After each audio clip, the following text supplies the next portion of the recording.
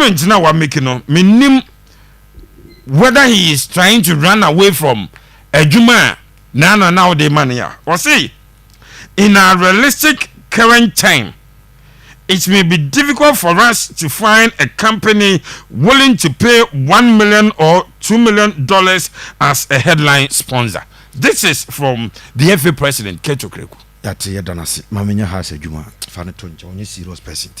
I'm a person may spend the time with you. Sir, where you meet the press or you was Sunyanu, no, I can't ask him. I'm so need serious person. So, Trony, no, what charge, you know, or Trony manifesto, no names a Ghana near. Was he writing the manifesto to lead the English FA? Was he writing his manifesto to lead the South African Premier League? Was he writing a manifesto to lead Nigerian football? He was writing a manifesto to lead Ghana. Forget him. Hearts of Folk game na busa young boy. I think somebody is misunderstanding me on Facebook. And let me restate my point again. Me say, ordinarily, so your normal preseason, nobody will start a preseason and play such a high profile game. Yes. But I understand why he played that game because your normal preseason game. So has Kofre to say the Kotoko attack academy boy. And has Kofre academy attack academy yourself in 5 months or 6 months. And you in a place no more trials, maybe I say 6, maybe I say 8.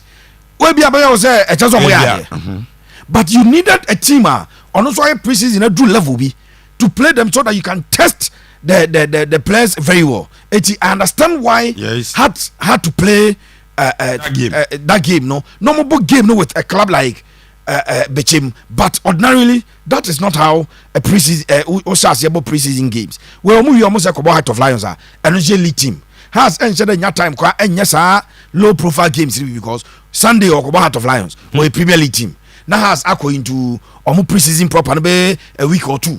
One game but also another Premier League team at a test of strength that you start playing the league. But I understand how almost situation is. I gave you the background. You league you almost stay here. You training the Kobo Democracy Cup. It's your environment here preseason, you know. And I understand why he played that game. Yes, sir. House of Folk the Kabiru boy probably active page so. Now say 7 other players be. Omwankasa announce 4 players. Yes. Has announced 4 dada. Enti we 4 players na has announced na. Sani Mohammed, Hussein Mohammed, Prince Kwabena Boateng na Yaya Drama. Dabi nyane na mepe. Players asha da sign announce 4 okay. players. Where they say investigations and reveal has nya announce. Okay. Be announced in the coming days. But has announced 4 players there. They are form one value officially. Yes, and some players you know as someone Boateng FA of Nations FC has aton. Yeah. Has at all another Nations FC player. A branch did Michael Ewua Mensah. Yeah. Has Alpha Samuel Amufa and now crowd born voice Emma. That boy deep thought pa. Me opportunity didn't come. Me busa in the background kakra. Na you mo be pa. Samuel Amufa. And has Alpha Benjamin Asare. 84 players are had to folk a form officially announced. Yeah, kasa na 4. Goalkeeper Benjamin Asare, formerly of Accra Great Olympics. Samuel Amufa, formerly of BBN Gold Stars. Asamoah Boateng Free, formerly of Nations FC. Yes. And Michael Ewua Mensah, formerly of Nations. 4 any. And Abuja say per investigations conducted by Akoma Sports and Pepe Suarez Media. You bet me establish some 7 other players and paying for pick. Yes. Now Bakaya on Wednesday. Time has every game. Me catch has say omo game you ya. Ebe choose players on person omo ye adwuma no. Has ebe choose om. Ebe penny ade ba ko ne say on the team bia wo ni training case no. Sa antare no mo dey training no. Na enra. Ebra omo game no on Wednesday wie. Thursday mranche ne bae. And has empenny for recruitment officer no. Emma sa players ya be bomb din. Full complement of entire any training no. Ah, chese obekwa aba.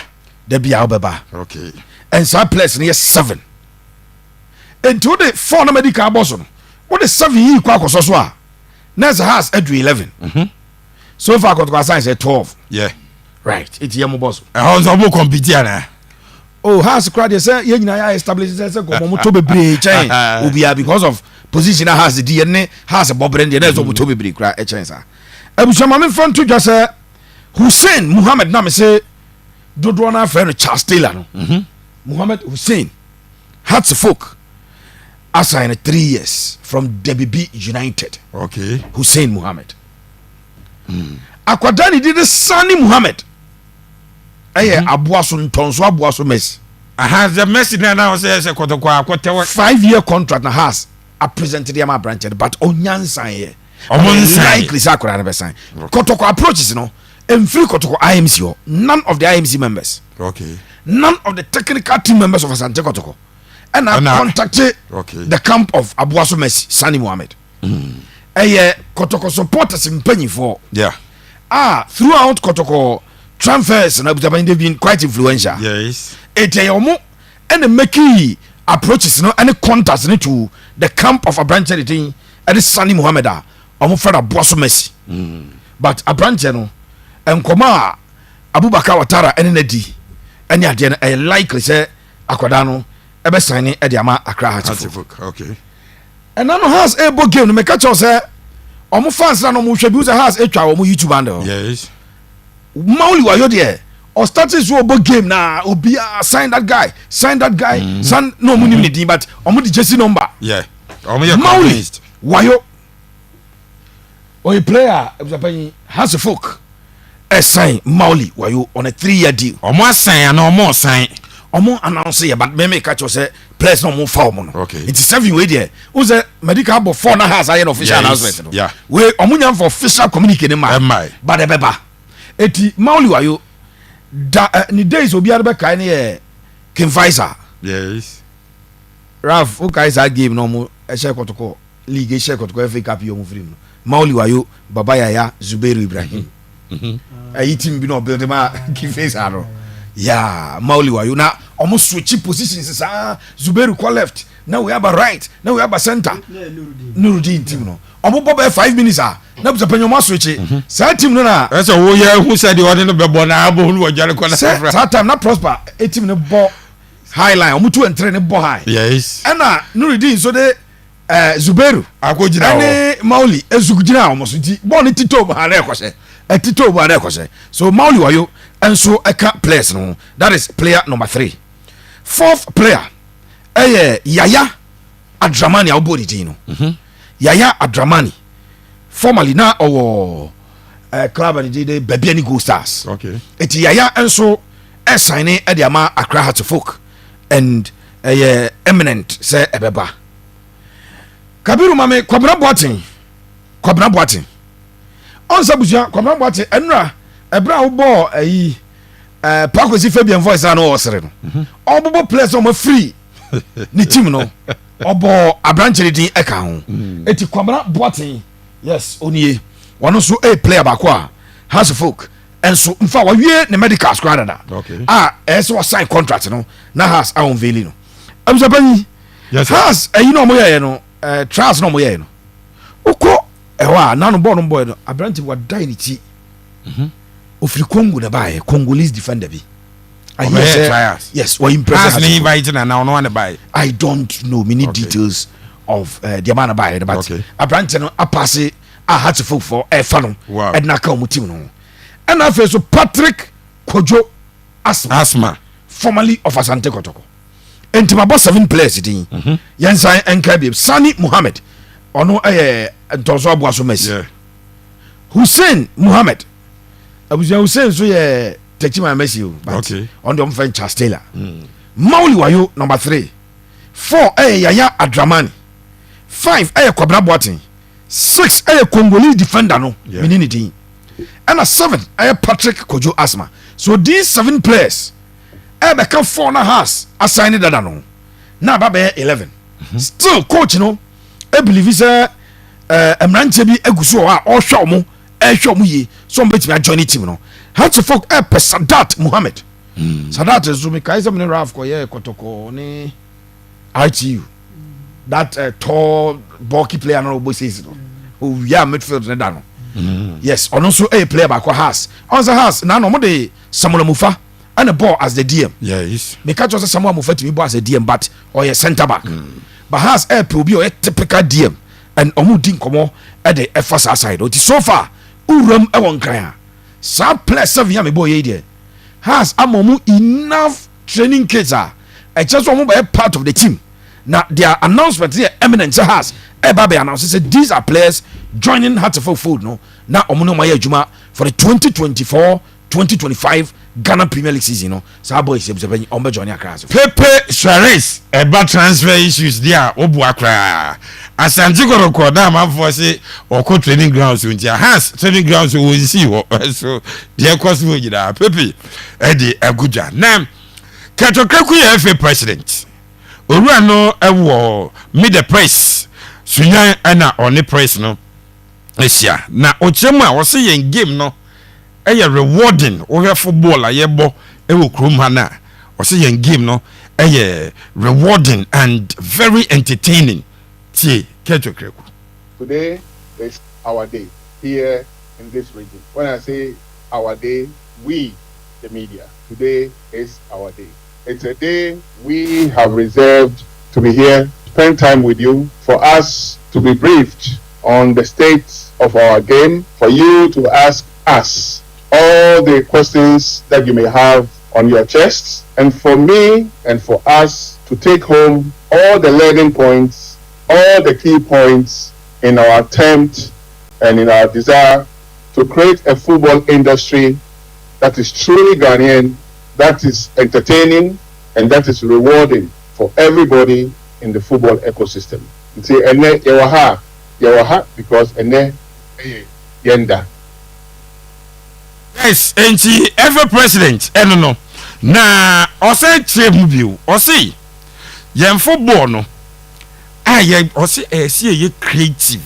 Near fa kwan ye be fa so atimi convince companies amo maba so mo be sponsor yen clubs no or more give scan to the clubs for them to perform. What the ehon switi said the FA president all of us here, including our club owners, including anybody and everybody who works in the football industry, should have a desire of being creative and finding creative ways of encouraging not only individual partnerships but also corporate partnerships into football. At the club level, we have a responsibility to run our clubs very well, to open our clubs to the public, and to encourage either individuals or corporate Ghana to be interested in what we are doing at the club level. That is the only way we can have private people coming on board to invest or private companies coming on board to invest. At the club level, I always say that no money is small money. You want to be very, very clever about how you deliver your football platforms for people to be interested in. I am sure that if I was to ask any club owner, they will say, oh, I need maybe 2 million Ghana. I need 5 million Ghana. I need 10 million Ghana to run my club for the season. But believe me, if you went to a company in Ghana looking for 1 million Ghana, looking for 2 million Ghana to run your club, it may be difficult. It may be difficult for you to have one company saying, take 2 million as a sponsorship, as a partnership, and go and utilize it for your club. However, you have a clear budget, and you have the cost lines, and you know that you need water for the season, and the water for the season may cost 10,000 Ghana cedis. I am sure if you went to a company looking for water worth 10,000 Ghana cedis, Akuma FM 87.9. What that means is that you would have cancelled that cost line, your budget would have been taken care of, and your budget, your cost is already gone down. This should be our new way. FA president, Osache Mukwaya, FA no, epeso mo faso no munya headline sponsor the Emma Liga Yeba Abebon. At the same time, when we climb the ladder, we say we are looking for what we call headline sponsorship. We say we are looking for $1 million. We are looking for $2 million. In our realistic current times, it may be very, very difficult for you to have a company coming to you with $1 million or $2 million. But if you use this creative way that I've already explained, and you look at your cost lines, and you start to cancel the cost lines with partners that fits that cost lines, you will see that at the end, you're looking for 2 million, you would have raised 2 million. You will see it clearly. Alternatively, you're looking for 2 million, instead of you giving yourself headache and saying, I'm looking for a headline sponsor, I will say, I'm looking for 4 partners to give me 500,000 each or 400,000 each. At the end, you'll get your 2 million. This should be the way, and this is the way. So in effect, the FA is very, very aggressive in looking for partners using this new way, and I want to believe that soon we will have many more partners joining not only the mainline football association but also at the RFA level. Any said yeah, Kate, Sarah, FA president, and or said yeah, very, very difficult. Or said yeah, very fast way yeah, this should be the way, and this is the way. Mm-hmm. So he should show the way. With the exception of the Black Stars, what me aje partners. I don't go on that yeah. The emphasis on the Okay. No. You bet me I can't show the Black Stars.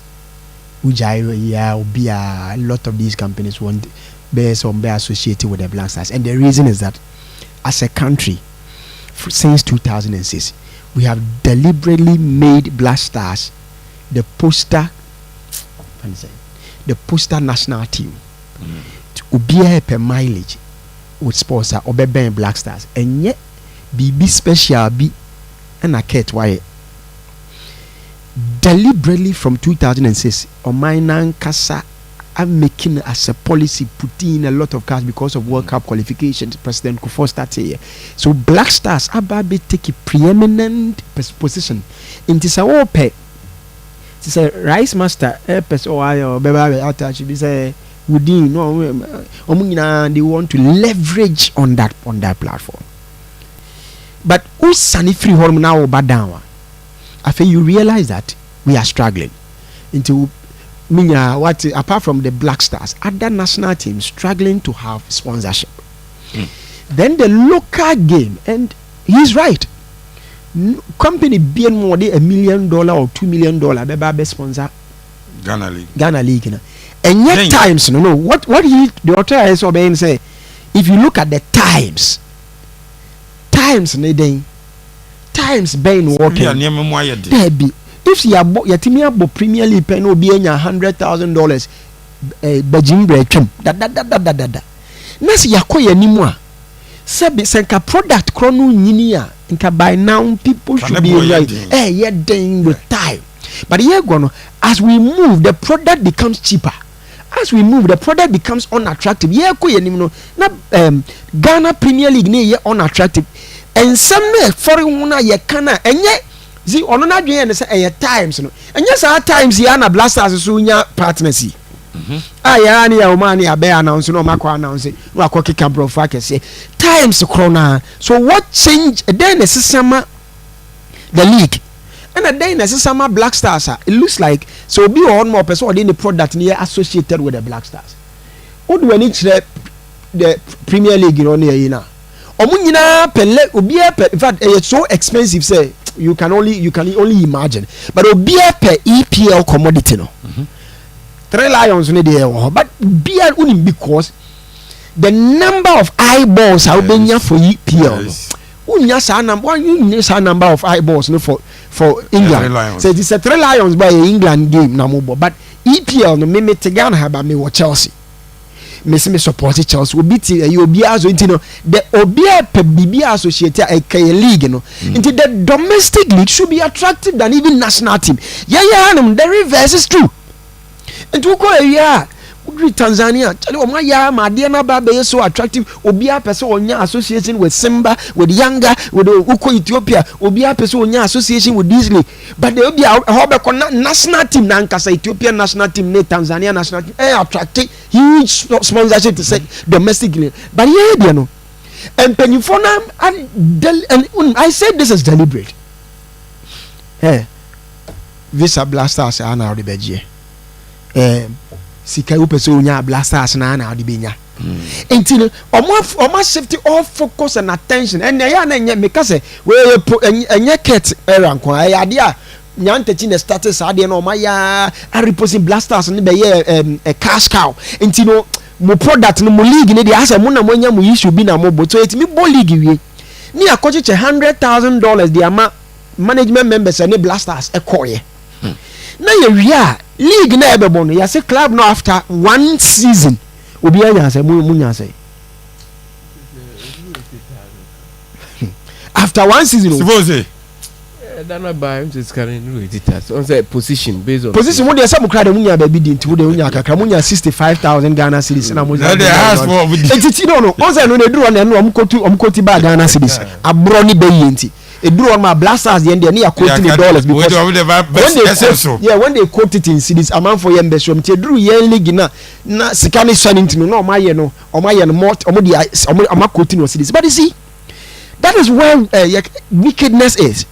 Say if you have the conscience the moral justification they say ya blasters akobo scanner buntu will be $100,000 100,000 alaji say we ni mo do bi pa on friends on return you see someone me chess ade ne dia now when your conscience say you put a whole team abo a season awie who pesca man na also 165,000 and look at the mu this season into $65,000 5,000 Ghana now the man how your conscience into me say and ni nyina kasa bebra o kan times ni nyina it falls ni nyina leadership is cause all other things effect okay when there's say leadership ne per shift focus part today my main question omo safety every focus and attention to the league say ye are committed to it aye every aspect of the can say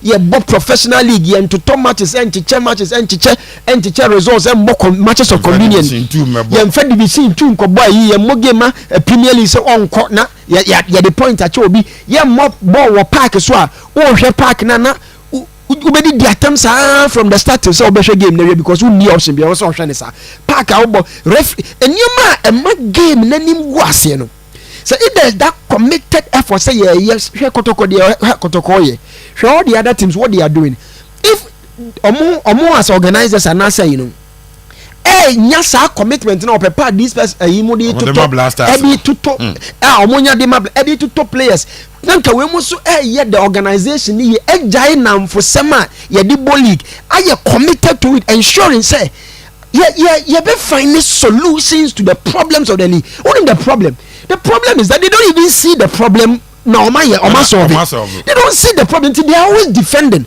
but ya no because as I didn't say udu baby awon nti bosha ya na pepe kan bosha okeke anya mo okeke nya when you get to a certain point then you feel say as a we bibi kakra and that's what he's doing what a boot na ya broadcast it na watch babes ni ya broadcast it na for a Premier League petty thing but the monumental problem that confront us and yet butichane babes so huge these clubs need a yes sika but class na nkasa no omo ayemfa nyo because omo nkasa omo nyina obi adan no they are weaklings and normal because yes it happens politics ya hanum sa na ye nyoma no there's a deliberate effort to victimize anybody who criticizes to be high say ye nyina ye play ye kan to ye play safe but the next time I build a nation build a product build bibia with sa attitude and ade ni egu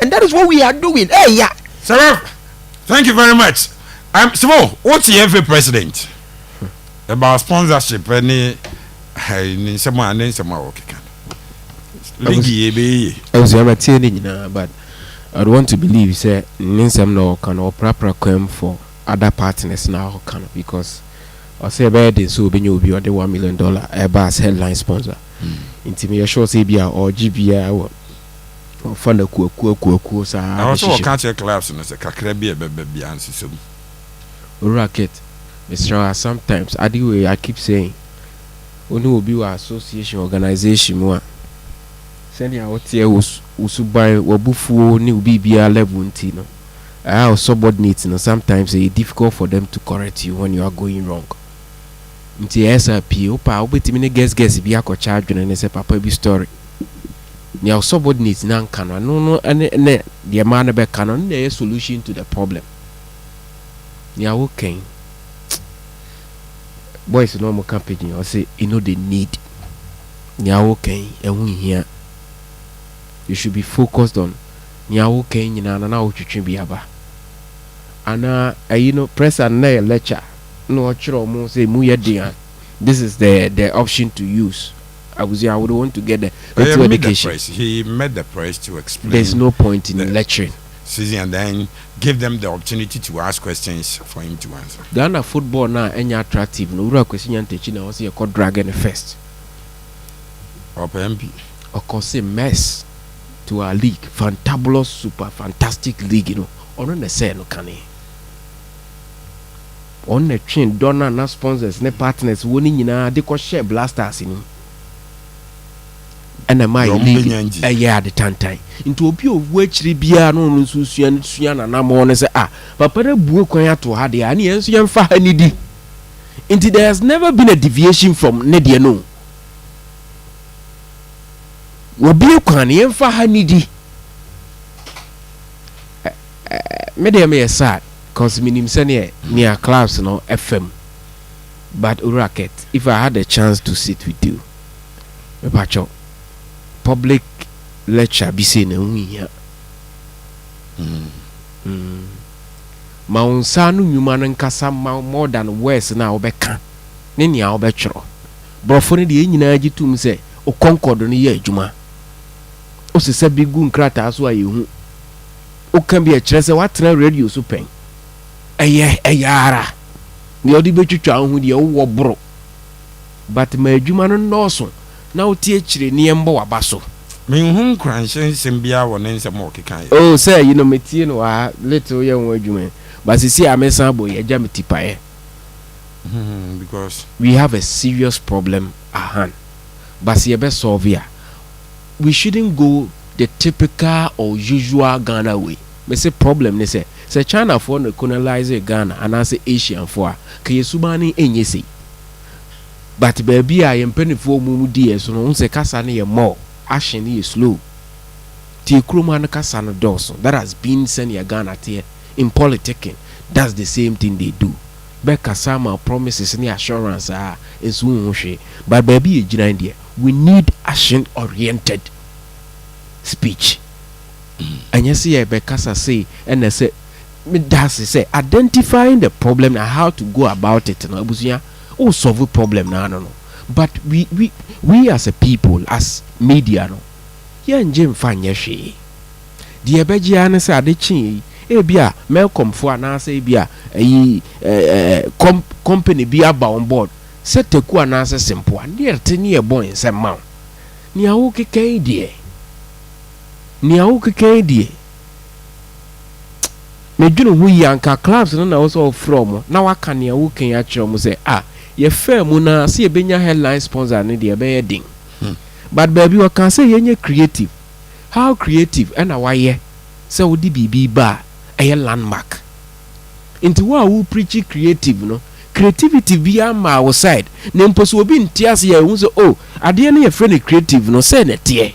I don't know what to say the amount will be the baby no matter how small when you know. Into we share clubs na no aka say obi mfa bi ma ne mo mami otonku be ya bre teku nti yenye creatives unhia shushan ni no betua kakra age agea wache no age kakra ba ka kiro mo wodem amayente ye dia ne se abeto dwa se sika se na aba badu be gina bonti na o kirekire nsem musa me personally here problem solvers no esa na o mo asem ne kan san ye den. We are a man to our league say yebe starting league no. Into be an emergency meeting with clubs on Bobo Premier League. What from then behind closed doors. No church no be aka say oh me wo fa bi kura managing director wa ha. Into the yemfa letter nko ne yenko hwade ese ye benye bibia. Sa na ye no. Now be gina media nim ka say baby e dri you don't think say we be $1 million. Therefore yenye creative, yenye say you are now you're the head of power. You can cause change. I will be our office now occupy. Into okay can some way now.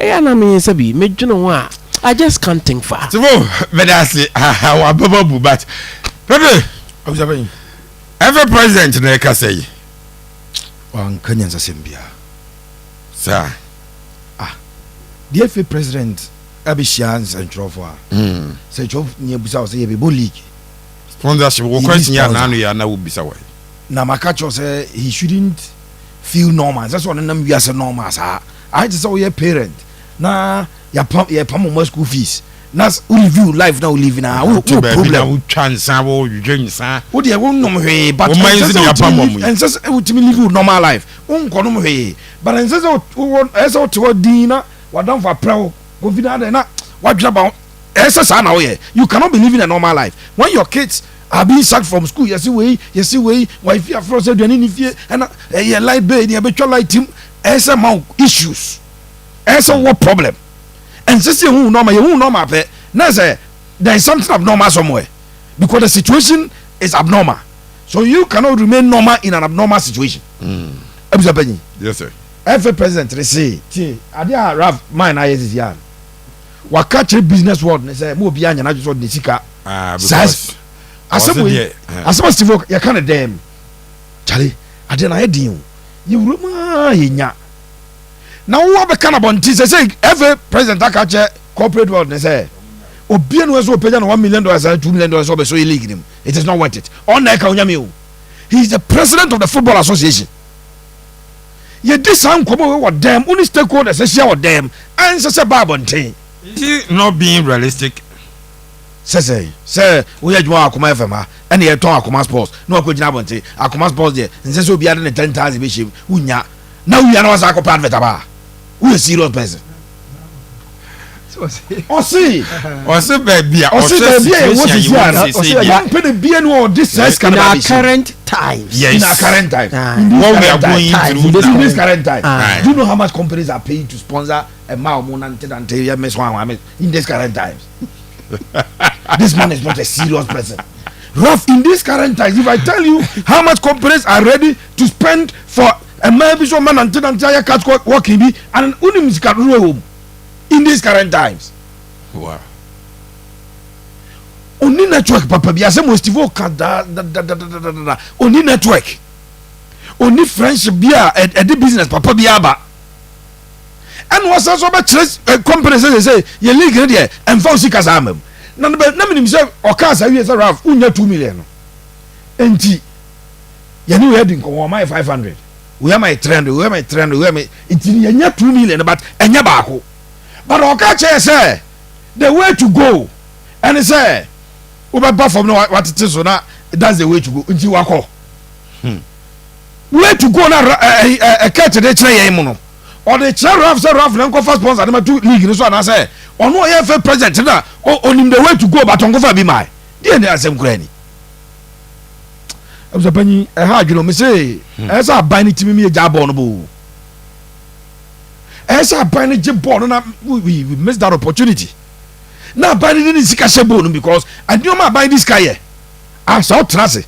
Now show you my gun I buy this car room power kroma. Be what was paying. And for Shiama I buy the $20 million ko ye say yeah I buy the scar ko ye say yeah be football. And you my the bro my way ni the bro my way. But omo ye ball into in trust and throw proposal papa bia fan ko. I can. Now comes a penny me say see the proposal ba. This is ye hwe players do afri kroma kwi sa ban wo mra bi da wo say ye de ban sika awura league nim enu nti player be free Ghana akwa e bi this percentage akwa ban wo say ya unim say ka ba regulate ni o makra ma aban invest in sika na obesenya omo nyuni nu sa level no they can think that but they are not thinking up to that level and if a president ka say unya 2 million but ubetu nya 300 400 300 nje way eh no kura ye nya 2 million ti wo nya ntia wan asem na me keta asem na cheze man o person odi ni pa akoma di agora na say da bi obehuru ni pa obehu ya o ma obufu no okore ba bi ya na asem etimi unim sie etimi nya 2 million ba unim sie be nya 300 400 and no one so 300 400 no do say o man come di omo na ka chom say fried rice say ekoto fried rice say dey kwaku jai but see be hunu gare bi adi be hunu dokunu bi adi dey ntinka monye gare na sa buja say dokunu sa wa ya say enu su bi ni o na be ka sa say wo chechem nkra na ere yentimi ngo fufu se sie enya krantian to so yentimi nko ye fried rice ni but ye pizza dey mo for to jen but gare bi ne dokunu bi dey ye betimi na o man say okay dada yate eti gare no e o se no so ni asam no enu ni asam say wadwene ye adwuma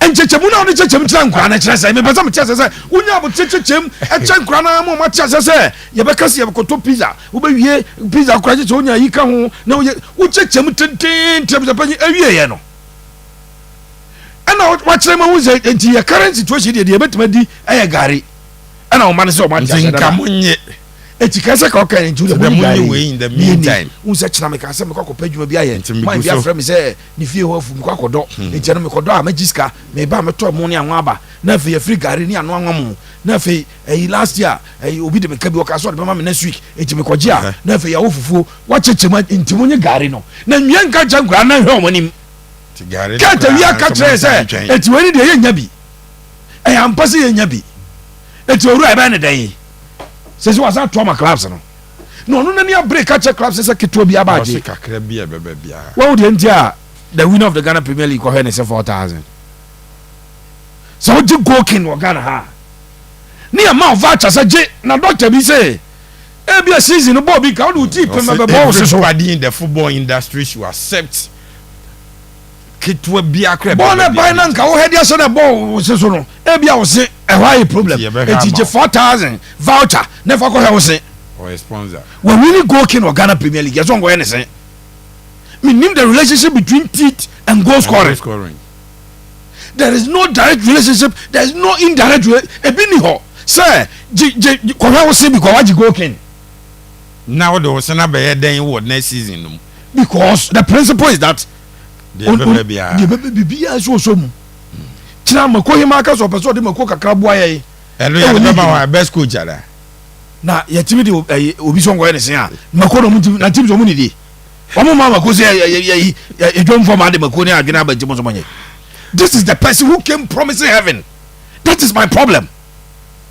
Now him say abuzapan die jacket o de eche na nye ni say Steve Ket ba post covid o Ket ba no ba na nya say obai na ya we've been plunging into a situation ono kra o de ya campaign so mo a ya mo league anye wo mo time so no mo fail here etiquette ba na ya wie covid dana abuzapan e de na man na ye sa na global no ne yedi nza then na FA president ye ne sa no but just a comment Victorious Collins will be some say ye ni TV rights no club bi ebetimi akwaji say bi ono a TV we ntwa ne matches manana minim o kan so product ne ye Ket dia e TV ne dia league ne clubs ne dia doesn't belong to the club. Yes again the clubs will even need videos for analysis of their games no ma bono o ko fa no yi me so bi nya no mo ne se Kotoko bo Karela team no ne Kotoko bo next game no e be pese ko be nya Kotoko videos of Karela game no sa match de ntwa se Kotoko na twa na dia so on go chama yes we team vacant do not even agree se Kotoko twa na dia ye ne dia so Kotoko can use it for the analysis but one ne Kotoko be bon again Kotoko so next game no se be ya Kotoko video analysis ene prosper mu benya bibia hwe say no game your opponent and the next game so uzunya we your 2024 FA president we na eba no was a quote about minimum and now ko moto ke dey din anim and police what did president we me dey say Pepe Suarez na Tonto say one o boss kan bodu odwa papa de ntia Tonto wadwo mo no enye adwuma but me chichi macho